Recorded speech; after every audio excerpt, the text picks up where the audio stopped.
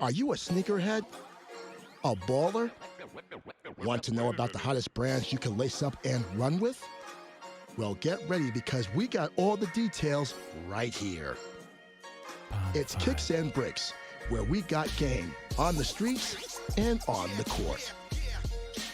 Here's your host, Jamel Cutler. What's up? Welcome to Kicks. Today we have one of the best guys to ever come from LSU, the Denver Nuggets, Sacramento Kings, Memphis Grizzlies, social activists. You know, he just an inspiration to us all. What's up, Mahmoud? How you doing? Man, I won't complain, man. How about yourself? I appreciate that. I'm all right, you know, can't complain. You know, there's a lot going on in the world, you know, us as black men that we gotta go through. But other than that, you know, surviving. That's right.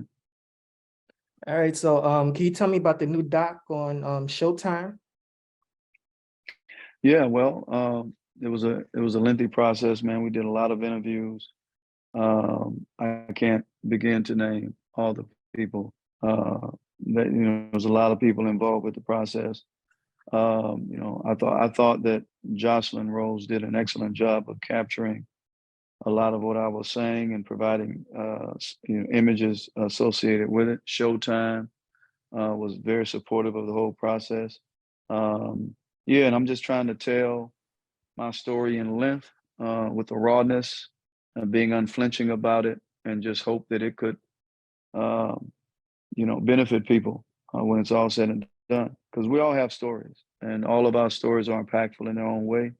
And we all, because we're human beings, we share a similar, if not some of the same thing, right? We hurt, we laugh, we cry, right? We get angry. And I'm just trying to share mine. All right, man. So what kind of like inspired you to like produce the documentary, and also, you know, what kind of inspired you to write the book that you published a couple weeks ago? I mean, not a couple weeks, but you know, a couple months ago. Well, there's a few things. You said earlier that there's so much always going on in this world, right? And for me, it's unacceptable to be silent about it. You know, I think we have a huge responsibility to articulate. You know, I'm surprised you haven't, you know, done this documentary earlier. You know, and I think the world, especially the establishment, they needed to hear, you know, your story and, you know, and what's going on in our communities. Yeah, I'm humbled by that. For a long time, I felt I had something to say, but there's a saying that God plans and man plans, and verily God is the best of planners. And so, I'm older now. I've read more. I've had more conversations with people throughout the world. I've seen and experienced more. So, and then with all of the shifts that are taking place with professional athletes now, right? Speaking out about what they believe in and owning it. I just felt this was, there was no time. This was a better time than any, right? To come out with this documentary. And so I'm just grateful that, I met some people that were able to have the right connections, and then Showtime believed in it, and we were able to put it together. But you're right, there's just so much happening, man, in the world. And I just want to, as much as possible, do my part and be a vessel to get it out. Because we all have a responsibility. And so I'm just trying to do my part. You know, people like yourself and Colin Kaepernick, you basically gave up your careers, you know, for the greater good, you know, stuff that you believed in. Now, for the most part, you know, you can, like, if you're a Muslim, like I remember a few years ago, I seen Enes Kanter, you know, pray during the national anthem. I'm not sure if I'm missing anybody else, but if I am, I apologize. You know, what type of criticism did you receive, you know, back in the day when you initially did it? Well, I mean, whatever you saw Kaepernick go through is reminiscent of what I went through. And in terms of, the media came out full-blown attack, oftentimes not listening to the whole message, taking it out of context. which, as far as I'm concerned, was unethical and just academically irresponsible. But then you have people that, they're easily influenced by what they see the media doing. So of course they're going to have those sound bites. I had death threats. Um, I had hate mail, but also equally so, I had a lot of people in support of it. I had bags of mail that from all walks of life, man, atheists, Christians, Jews, agnostics, people that practice Taoism. I mean, you name it, man, white, black, women, men, expressing like, man, look, we're for you. We agree with you. But of course, the media, it was unlike now where you have social media, they can control the narrative more. They didn't have to highlight those things, and it's harder to do now. But Mm-hmm. that was some of what I experienced, man. And then on top of that, you experience your career, right, dissipating, because there are relationships. Let's face it, in everything we do, there are relationships, and there's friendships. And so I started to see my minutes decline. I started to see where reporters, I was kind of off limits. Not many reporters came and asked me about not playing. And before that, they would if I didn't play. Like, hey, why are you not playing? Right? Because again, I started off the year, amazing. And so then they came out with this free throw shooting, special. Top free throw shooters in the league. They didn't show me, and I'm in the top.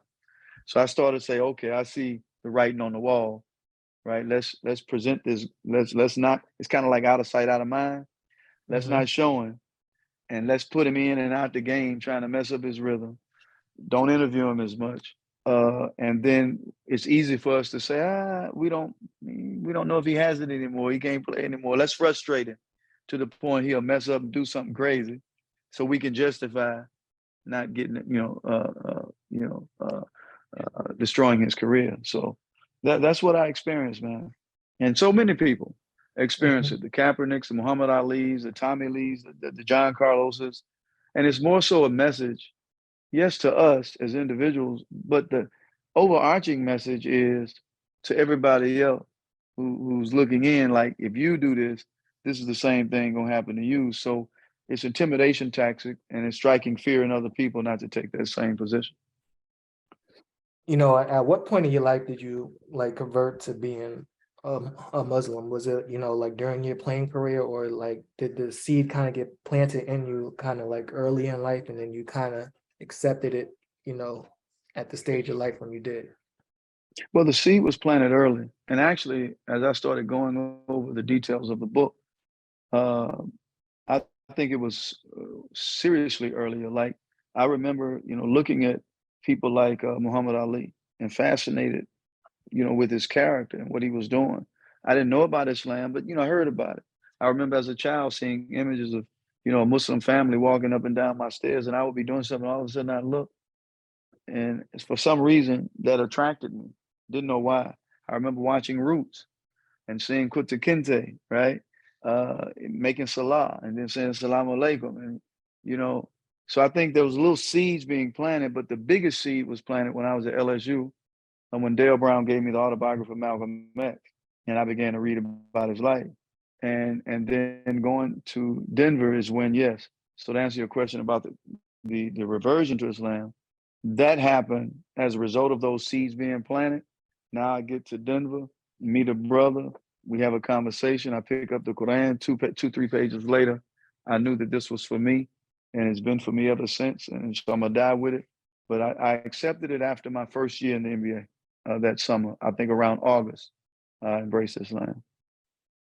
When Kareem and like Muhammad Ali changed their names respectively, they were met with criticism from like the public, Mm-hmm. their family. Did you go Mm-hmm. through anything similar, like on the family side of things? Because I know, like once you change your name, like people like really take that to heart. Yeah, they take it way too serious, but I understand it because it's different. It's out of the norm, right?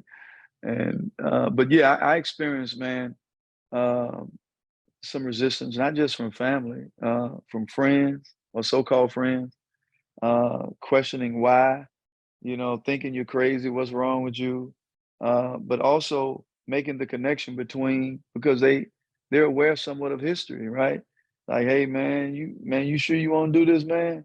That might mess you up, right?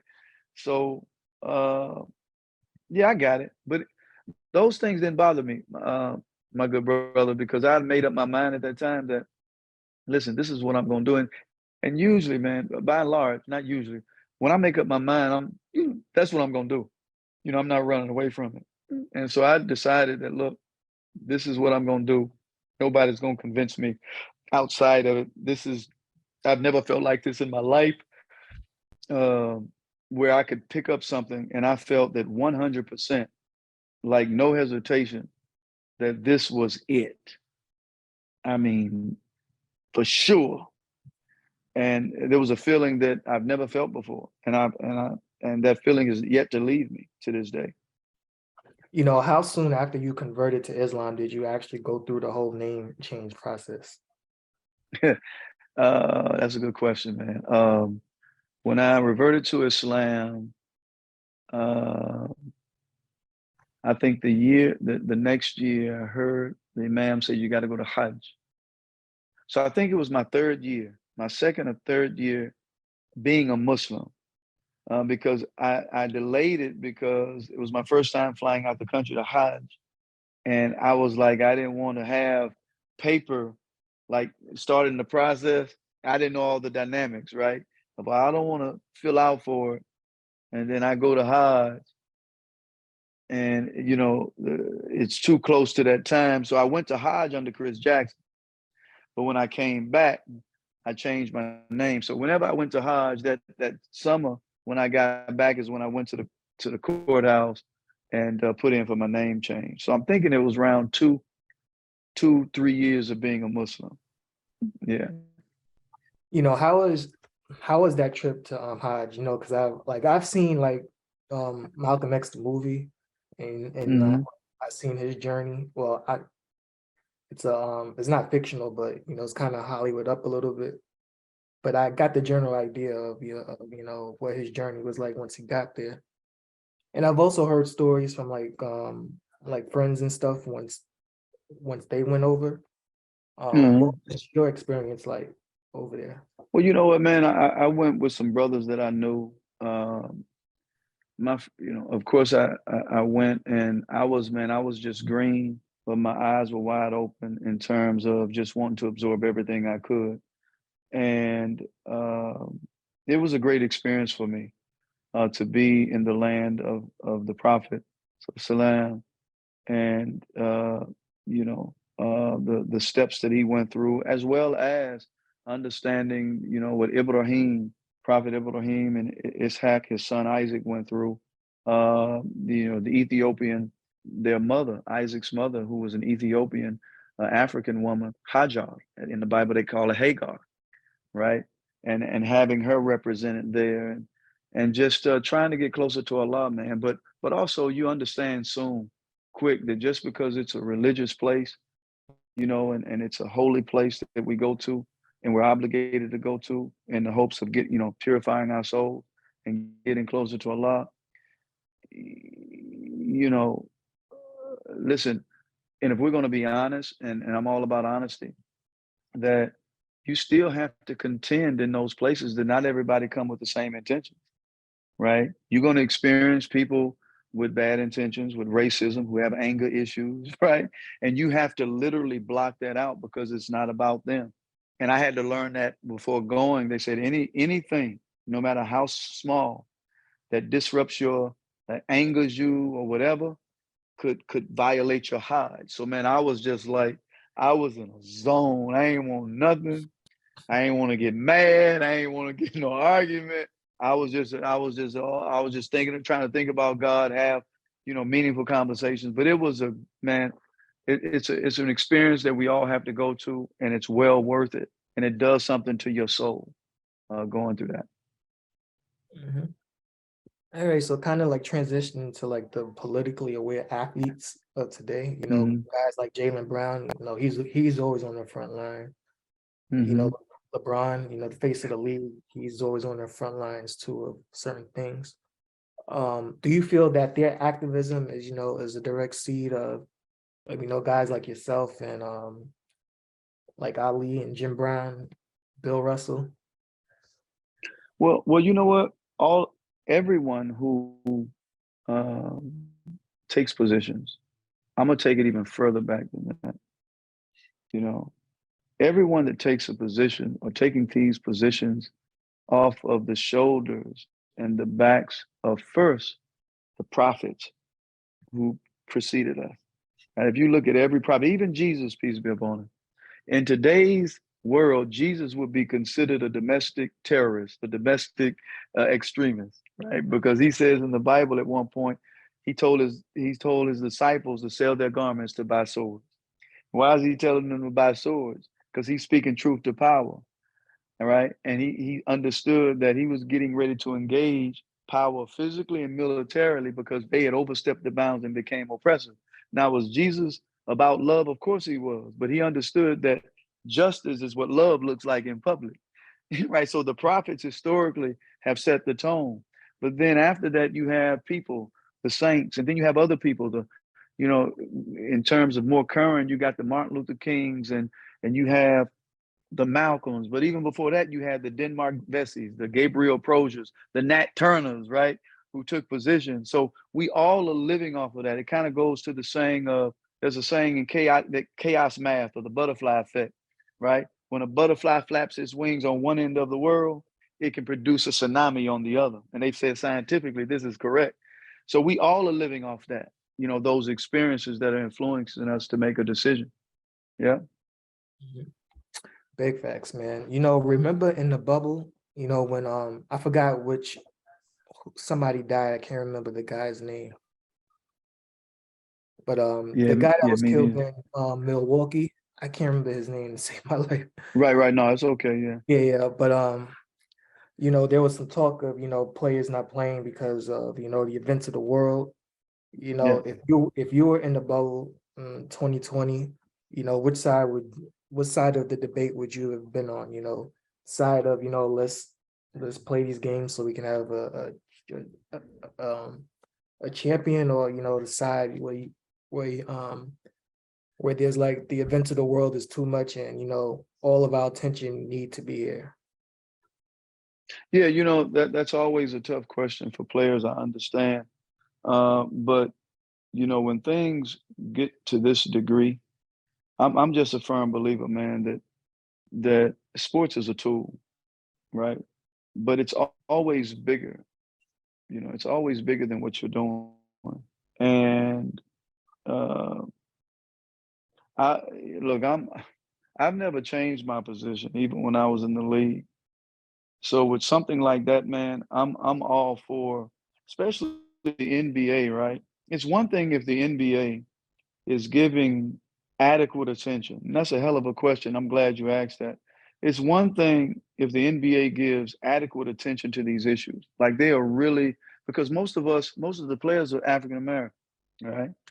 And so the fact that if you're not giving, I'm not talking about lukewarm attention. I'm not talking about you giving it for public consumption. You just saying words, but because you use us as athletes to endorse causes that are dear to the NBA, right? You want us to go out there and support these causes, give our time, which most likely will bring money to these causes. And so when it's something that's related to us, if you are not spending that same or more energy to support those causes, then we need to hit you in the pocket, because that's when people listen in this country.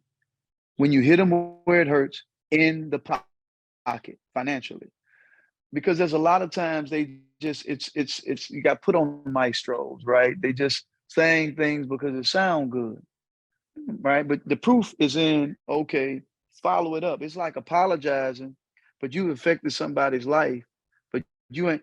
It's like white people apologizing for slavery but don't want to give reparations, right? Facts. So what are you actually doing, right, on behalf of all of these things? You have all of these celebrations every year, like sporting leagues, professional sporting leagues.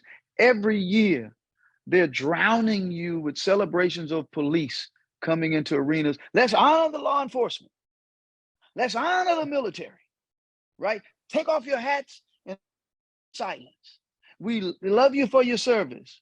But yet when you see most of us are dying from preventable reasons, killing us because we got cigarettes, killing us because, you know what I mean, for just literally no good reason. And the NBA, you just giving lip service? No, I would be like, no, man, let's stop playing until they can step up to the plate and really, bring real attention to this issue. Because institutions like that making that type of money, they can say more and do more to put pressure on these other institutions. So I would have been for the side of luck. Let's stop playing, for sure. And I think it was because of that, now the NBA kind of felt pressure to actually like do stuff more than, making like PSA announcements. Like this past November, they had the Election Day initiative. Like how would something like this fare back, like say 1997? Do you think people would be like so opposed to it? Opposed to what now? Opposed to like the whole voting initiative, and like, do you think people would be calling like the NBA the woke league like they're starting to do now? I mean, I think so. I don't think necessarily that, if the situation was back then and they were, I'm not a, man, I'm really not a big fan of voting.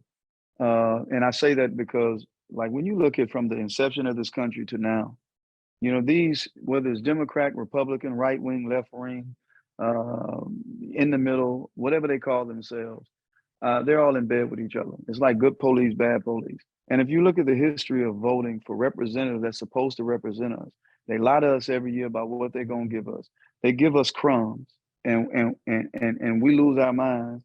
And then every year we find out that they lie to us. They don't never really fulfill what they say they're gonna fulfill. And so, even when you look at the inception of this country, they didn't gain control through voting.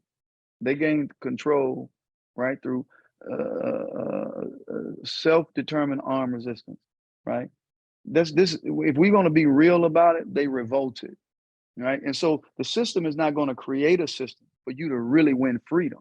They're going to create a system so you to be to continue to work within a circle and go in a cycle that you'll really never really get anywhere. So what have we really gained? Like if you look back in the 30s and 40s and 50s, you look at the 2023 right now. If you take the images, if you listen to the language of what was used then, what people were fighting for, if you listen to what we're talking about now, we're talking about the same stuff. If you take the images of Black people being killed, if you look at mass incarceration, if you look at health disparities, if you look at all those things, Black people suffer more than anybody. So if you take that and you put this in black and white and put that in black and white, you won't know the difference of the times because we're dealing with the same stuff, right? Keandra Yamada Teller says something very telling. Even with inequality, she said the essence of inequality, she said, is born out of the fact that we have 400 billionaires and 45 million people in poverty. She said this is not a parallel fact. This is an intersecting fact. She said we have 400 billionaires because we have 45 million people in poverty. And she said profit, right? She said profit comes at the expense of the living wage. So we were dealing with the same stuff. So voting in and of itself, I think is just, you know what I mean? Me, I'm not a fan of it. I'm a fan for, now when it comes to local issues, when you're talking about national issues, never really solved. But if it's talking about something in my community, I think we have a stronger say in affecting that, what's in your community. But in terms of national voting, please somebody show me where it's giving us real gains, where it's affected the relationship to power. Because you still have 1%, 2 to 3% controlling most of the wealth. And it's been that way for decades. So how is this? So, but to go back to your question, I think it would be the same. Like if it was now, people were like, yeah, we in the 70s, we woke now, right? Just like they're doing now. Mm-hmm. But I don't, in some ways, no, we're not woke. In some ways we are. Yeah.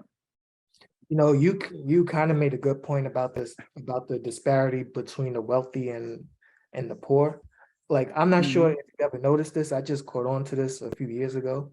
If you go to like a public school in the hood, it's modeled after a jail. They got the Of jail course. line, the cafeteria, even the way like the classrooms are set up. And then like actually somebody told me this from the board of ed, when the kids, when they take like their tests for like third and fourth grade, their standardized tests, they base those tests off of like how many prisons they're gonna build within the next like 15 to 20 years. Like to me, that's, I don't know, that's just crazy. You're absolutely right, and that's absolutely true. And see, this is what a lot of people aren't talking about. The school to prison pipeline, right? Even John Paul Gatto has a book called The Underground History of American Education and how it started. And he said it started from factory schooling, right? To teach people how to work for corporations, right? And how in those ages, most people understood it for brainwashing and indoctrination, because education, even in this country, education, higher education, by and large, it's not meant to teach critical thinking and problem solving. It's how to work for somebody else. But also when you look at it, it leads oftentimes to debt, because to go to school, man, you got to pay thousands of dollars, right? And you are already in debt before you begin. But also it leads towards intellectual subservience, because there's a conditioning that takes place. You got people in MIT, like major universities, prestigious universities like the Noam Chomsky's and people like that, who's been teaching for years. And he talks about, the fact that you go to school almost always registers and leads to that you've been socialized, unlike a person who didn't, because you're not getting this conditioning daily. Like, you supplementing your material, right? You reading other stuff more so than being fed information. Now, this is a person who's well known in the field of academia saying this. This ain't me, just in case somebody says, he's an athlete, he don't know what he's talking about. I'm quoting people who study this stuff for life, right? And it's all across the board, just like you said. So they don't want to, these are conversations that we should be having more of, because it's a major problem and it's dangerous. Because at some point, this is just the nature of history, right? We're taught to we're taught to look at our wounds as nothing compared to the debt of America's gratitude to us, right? But the more we go through these things and we're bruised and beaten down, right? There comes a time in every epic of history that people get to the point, they get fed up. And the only logical outcome is self-determined armed resistance. Study any form of history. And America is showing those signs. People are fed up. And we ain't talking about just Black people. Right? On the street, white people are fed up, right? Because they're starting to feel it financially. So it's I'm glad you're bringing this stuff up, man. It needs to be talked about more. And another thing that I think needs to be talked about is Black people and owning guns, because Yep. I don't know. That's just my personal belief, because I think like not enough, Black people, like they're not properly trained or have the knowledge. They just want to, buy a gun from the neighborhood trap dealer just for the hell of it. But that's not what I'm talking about. I mean, like actually train and actually know when to use it and when not to use it, stuff like that. I think once more, African Americans, get that training, I think that's when a lot of, brutality will stop.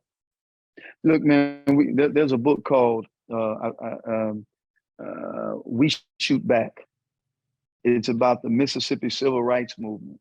And it's about, when you look at groups like SNCC, when you look at all of these civil rights movements, man, that were there, they wouldn't have been able to survive without certain Blacks taking the initiative to say, look, okay, you come up in here and you fire off some shots and you hurt ours, we're going to fire off some shots and retaliate on you and take you out. And it prevented a lot of unnecessary retaliation. And this is a part of the game. You know what I mean? They want to tell you to be so passive, right? That you give up your freedoms, that you give up, your dignity to defend yourself. And instead rely on the police, no. If somebody got guns to defend themselves, I want them to defend myself, period. This is why the United States don't mess with certain countries. You don't see them barking down North Korea's door, because North Korea say, man, okay, we'll press that button. No problem. What you want? America only messes with people that aren't able to really defend themselves. This is how they operate. And this culture would do the same. So I'm with you. If you got guns and you're allowing these guns on the street, and people can, people are walking in the post offices, man, people are just killing folks. Mm-hmm. Right? No. I need some means to protect myself. I'm not like you. If that's what you do, but I at least want something on my hip where if you act stupid, I got hopefully a chance to pull it and to protect myself and my family before you do something stupid. I think that's logical. And to teach people otherwise is stupidity. It's like going into the forest, right? And you got people saying, no, don't bring any guns. If you see a bear, just stay still, ball up, curl up in a ball. Man, you must be stupid, man. You're talking about a bear. You got to have some means of defense. You ain't going out to look to kill a bear. But if I'm walking in the area and I know a bear can get me, I at least want a weapon. I'm going to first try to shoot and scare you. But if you leave me no choice, I got to defend myself. Period. Man, I wouldn't even go near. If they tell me a bear is to the left, I'm going to the right. Look, most black people are not going to go in that situation. You only catch me in the forest, to be honest with you. If I don't see concrete, I'm not going. Yeah, most of us not going to do that. And I mean, I don't mean to make it no black. But my experience talking to most black people, 90-something%, said, man, I ain't trying to go up in there. Yeah, I get it. I get it. Hey, Max, man, before we go, I want to talk some hoop with you. We've been talking about standing up for your beliefs, this whole podcast. And when you talk about that, you can't leave out a guy like Kyrie Irving, no matter how controversial he is, no matter what the problem is, whether it's COVID or the other things that got him in trouble earlier this season. I think he's misunderstood, but a guy like him, he'll stand up for his rights to the death. And for that, I kind of respect him a little bit. Yeah. I talked to Kyrie some time ago, about an hour, man. I was impressed by, not that I was surprised, because many athletes that I talk to are very intelligent. They're just not probably engaged enough. And there's this stereotype that's associated. But he very intelligent, articulate. He's evolving, man. He's intent on reading and learning, and also challenging not just himself, but challenging the world around him by posting things and presenting ideas, because this is one of the ways you're able to know, like, and get a strong grasp of what people think, right? And you go back to the drawing board and you say, okay, let me brush up on this idea, this concept. I'm solid on this one. This is how you grow. And I think definitely he's getting a raw deal. I think he was the enemy that people had to neutralize as a message to other Black folks that don't do this. There was nothing about what he said was anti-Semitic, but they wanted to make it, they weaponized his term anti-Semitism. They wanted to make it that. He said, how can I be anti-Semitic when I'm a Semite myself? Right, and he was just posting something like, look, what do you think about this? He has a right to. And if you have a problem with it, discuss it. Don't try to use intimidation tactics, right, to cast fear in him and others, and to destroy his career. Look, man, this is what the world, there's a freedom of information, right? So-called. You go to schools. This is what schools should teach you, right? To present your ideas, whether people like it or not, and see, right? To have these dialogues and debates, right? And you got people say, hey, if one thing is in this video, then it all should be trash. That's academically and intellectually irresponsible. No, you don't throw away the baby with the dirty bathwater. No, if there's something you don't like, discuss it. Okay, how did you come up with that idea? Where did you get it from? Right? What are the pros? What are the cons? And so, but this is the thing, they want to silence you. And then this man is so philanthropic. He's giving, but they don't want to talk about that, right? Because it's easy to cast him as a troublemaker when you don't know all of these things about what he's done to offset the income of the WNBA, the thousands of burgers he gave to food banks and masks. You know what I mean? The paying for 9 HBCU students. To take it, buying a house for George Floyd's family. You know what I mean? And the countless things he's doing. So yeah, I think he's definitely getting a raw deal, man. Look, nobody's perfect. And even in his pursuit, there's going to be missteps. Sometimes you're going to say things that don't make sense to people, or it may be wrong. And I'm not saying that's the case with him. But, we don't want to give people grace like that, right? And it could be partially too, man, because he identifies as being a Muslim. And they had examples. I've seen how a Muslim can be, right? And we don't want that to happen again. And so you just never know, man. You never know. It's kind of funny that you say that. I know he's a free agent at the end of the season, and I'm not going to pretend that I know what's going on in his head or his future plans, because I don't know. But I could possibly see where he could just, because basketball is not important to him. I mean, it's important to him, but it's not the end all be all. Right. But I can see a situation where he just, leave basketball alone and, just kind of go another way in life. Yeah, well, he said that in our conversation. He said in so many words, and if he wants to, he can reiterate it. But he said, Mahmoud, he said, man, my legacy with basketball is already established. It's going to be what it's going to be. He said, man, he said, my intention right now, man, I'm trying to see how many people I can benefit before I get out of here. This is the Kyrie that I talk to. And so, you know what I mean? But it's easy for them to focus on, well, man, he keeps changing it. He got a right to change his mind. You know how many times the NBA changed their mind and how they get over on people, right? And they destroy careers. Man, this man is owning who he is. He's got a right. He doesn't have to stay where he don't feel he's wanted. Even if he feel he's wanted, he's got a right to change his mind and explore and to go other places if he want to. That's his choice. Now granted, but I think a lot of his decisions is probably, and I don't know the details, but I think a lot of his decisions is probably coming from things that he just don't feel is just within organization. They're not treating him well. It's something based upon my conversations with him, just being, it seems, more centered around justice and doing right and being a benefit and not being associated with things, that are unjust. We don't know the inner dimensions of what's going on in those leagues, right? And so I'm thinking, me personally, I'm going to give him in this context because I've had a conversation with him. I've seen all this other stuff he's doing. And I understand when there's an evolution process, sometimes how that works. I'm giving him great. Kind of in the interim, because how do you see him helping Dallas? And how do you feel about the trade from Brooklyn to Dallas? Hey, man, if it works, I think Kyrie is a phenomenal player. And, I think he's going to add to it. I think their style of play fits him. And it's a good start for him. So I'm hoping that it works out for him. I'm rooting for him, for sure.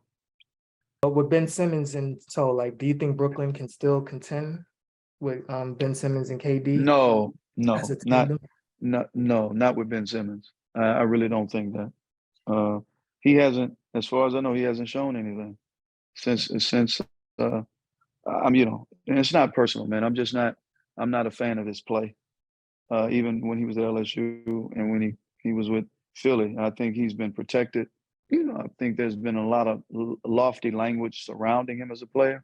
You know what I mean? But I think he can, if he just buckle down and, become more aggressive and work on aspects of his game.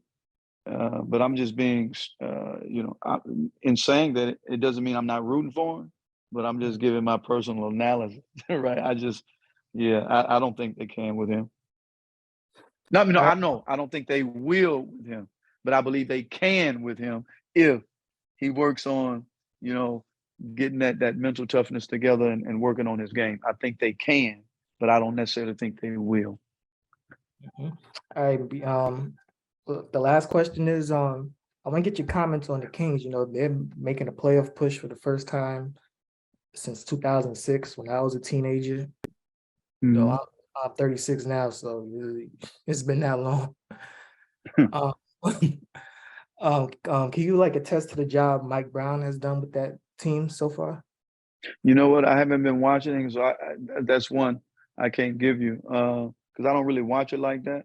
Mike Brown, I think he was a statistician when I was in Denver, and I know he ended up going to different teams, man, and doing an excellent job. And as you're telling me now, he's doing an excellent job now. So I'm rooting for him, but I don't know much about Sacramento and what they're doing.